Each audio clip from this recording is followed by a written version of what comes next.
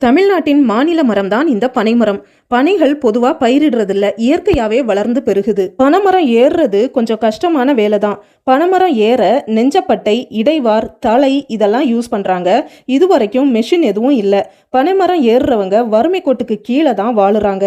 அதனால இப்பெல்லாம் மரம் ஏறுறதுக்கு கூட ஆள் இல்லாம அந்த நுங்கு எல்லாம் மரத்துல இருந்தே விளைஞ்சி பழுத்து அது தானா கீழே விழுந்து வேஸ்டா தான் போகுது. பனைமரத்துல இருந்து தானா பழுத்து கீழே விழுற அந்த பனம்பழத்தை எடுத்து அடுப்புல வச்சு சுட்டு சாப்பிடுவோம். சின்ன வயசுல இதெல்லாம் தான் எங்க ஸ்நாக்ஸ். ரொம்ப டேஸ்டாவும் இருக்கும், ஆரோக்கியமாவும் இருக்கும். நுங்கு, பதநீர், பனம்பழம், பனங்கிழங்கு, கருப்பட்டி, பனங்கற்கண்டு, கல்லு, பனங்குருத்துன்னு பனைமரத்துல இருந்து கிடைக்கிற எல்லாமே சின்ன வயசுல நம்ம உணவா இருந்தது. அதனால நாமளும் ஆரோக்கியமா இருந்தோம். இப்போ இதுல ஏதாவது ஒண்ணு கூட ரொம்ப ரேரா தான் கிடைக்குது.